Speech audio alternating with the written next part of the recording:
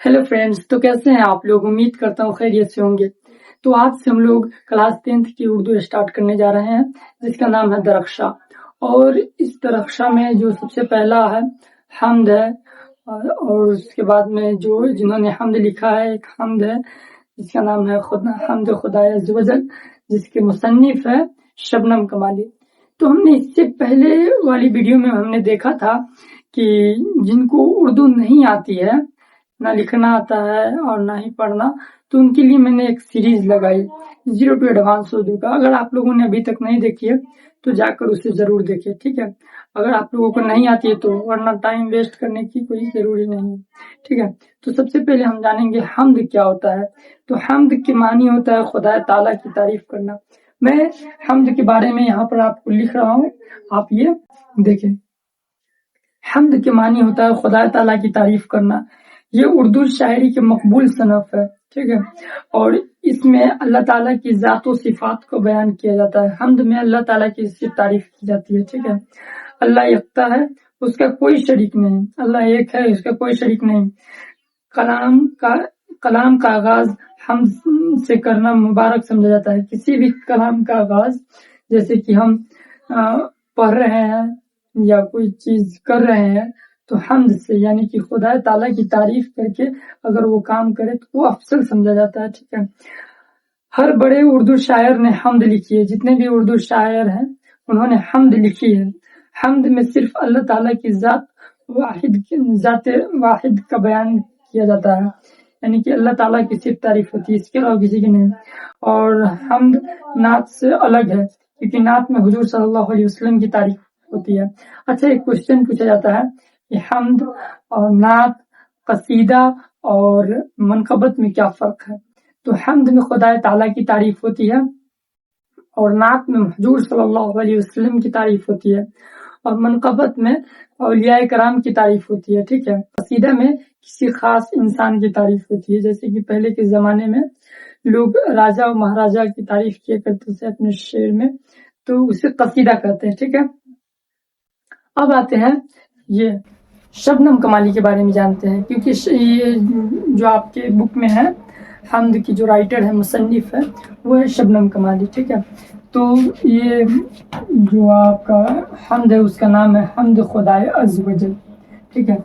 जिसके मुसन्निफ है, मुसन्निफ मीन्स होता है राइटर, लिखने वाला, जिसका मुसन्निफ है शबनम कमाली।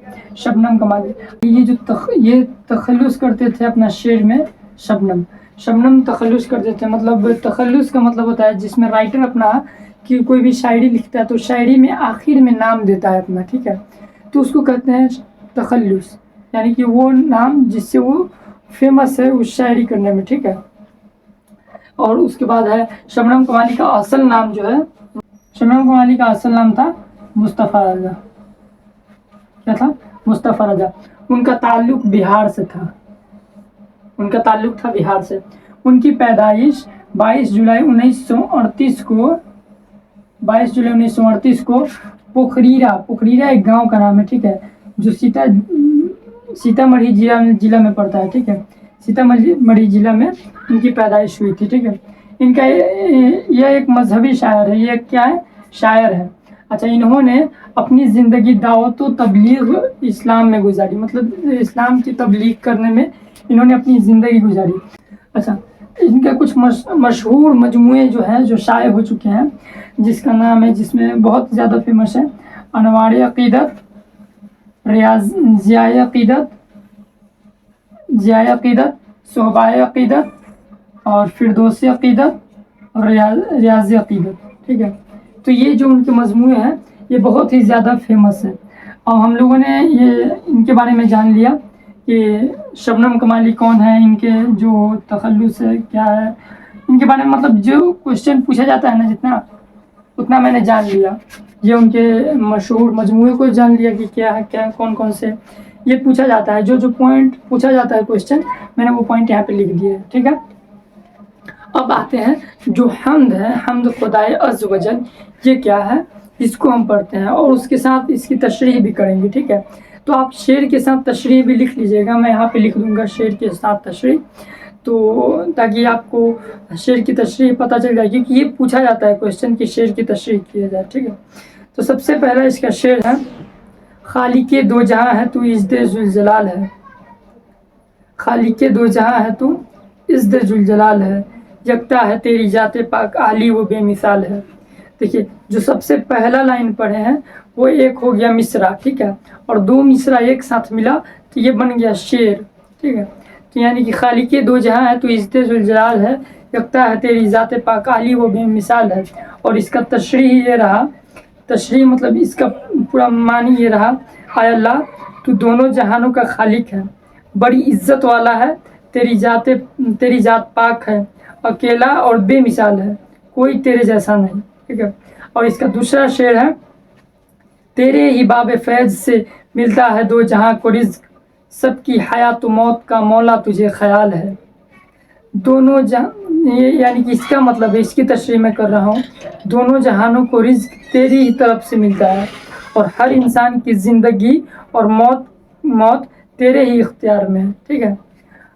میں جو بھی شعر لکھ رہا ہوں اس کی تشریح بھی یہیں پہ لکھ رہا ہوں، ٹھیک ہے۔ اچھا، قدرت خاص کا تیری عکس ہے بزم کائنات، قدرت خاص کا تیری عکس ہے بزم کائنات، کون و مقام جلوہ گر تیرا ہی ایک جمال ہے۔ اس کا تشریح یہ ہوگا، یہ ساری کائنات تیری قدرت کا آئینہ ہے، مطلب جتنا بھی یہ جو دکھ رہا ہے نا، یہ اللہ تعالیٰ کی طاقت کا ایک نمونہ ہے، اور ہر جگہ ہر چیز میں تیری ہی خوبصورتی نظر آتی ہے۔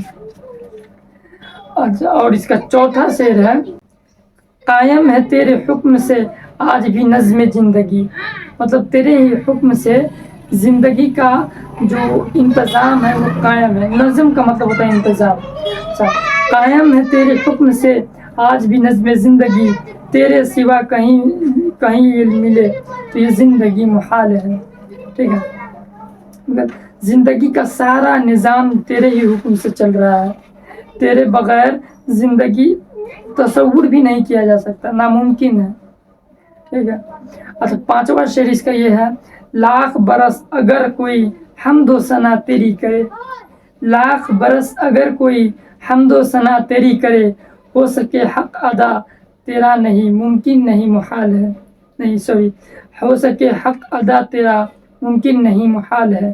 مطلب کوئی لاکھ برس بھی اگر تیری حمد و ثنا بیان کرے تو تیرا پورا حمد بیان نہیں کر سکتا۔ اس کی تشریح یہ ہے کہ اگر کوئی لاکھوں سال تک تیری تعریف کرتا رہے تب بھی تیرا حق ادا نہیں ہو سکتا، تو اس سے کہیں بڑا ہے، جتنا بھی وہ تعریف کیا اس سے کہیں بڑا ہے، ٹھیک ہے۔ اور اس کا چھٹا شعر ہے، ظلمت دہر میں ہمیں نور سحر کی ہے تلاش، لطف و کرم کی ایک نظر مولا یہ عرض حال ہے۔ ظلمت کا مطلب ہوتا ہے اندھیرا، ٹھیک ہے، دہر مطلب ہوتا ہے دنیا، اس دنیا کے اندھیروں میں ہم روشنی ڈھونڈ رہے ہیں، ٹھیک ہے۔ اس کا تشریح یہ ہے کہ اس دنیا کے اندھیروں میں ہم روشنی ڈھونڈ رہے ہیں، اے مولا بس تیرا ایک مہربانی ہے اور نظر چاہیے، تیری ہی مہربانی اور کی نظر چاہیے، مطلب تو ہم پہ رحم کر، ہم پہ مہربانی کر، تاکہ ہمیں اس دنیا کے جو اندھیرا ہے اس میں ہم آسانی سے پار ہو جائیں، اس دنیا سے اچھے حالت میں، ٹھیک ہے۔ اچھا، اب یہ اس میں مقطع لکھ رہے ہیں، شبنم کمالی مقطع اس شعر کو کہتے ہیں جس میں شاعر اپنا نام دیتا ہے، ٹھیک ہے۔ تو یہ اپنا مقطع لکھ رہے ہیں، شبنم بے نوا کو بھی دے عروج بندگی، شبنم بے نوا کو بھی دے عروج بندگی، فکر مطلب کے راہ میں آج یہ پائمال ہے۔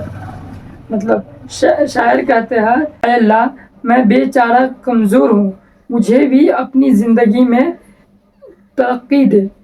یہ شاعر اس میں یہ کہنا چاہتا ہے، اے اللہ میں بے چارہ ہوں، مطلب میرا کوئی بھی کام تیرے بغیر نہیں بنتا، مجھے بھی ترقی دے، اور دنیا کی فکر میں ہمیں بہت پریشان ہوں، میں دنیا کے یہ جو فکر ہے آ کے الجھ گیا ہوں، میں بہت پریشان ہوں۔ اس شعر میں شاعر یہی کہنا چاہتا ہے۔ تو میں نے حمد کیا ہوتا ہے اس کے بارے میں بتایا، میں نے شاعر کے بارے میں بتایا جو مین پوائنٹ ہے جس سے کویشچن پوچھے جاتے ہیں، ٹھیک ہے۔ اور وہ جو لکھا گیا ہے، جو حمد لکھے ہیں انہوں نے، اس کے شعر کی ہر ایک شعر کی تشریح بھی کر دی. ٹھیک ہے، تو اتنا کافی ہے، اور آج کے لیے اتنا ہی. تو ملتے ہیں اگلے ویڈیو میں نئے چیپٹر کے ساتھ. تو تھینک یو ویری مچ.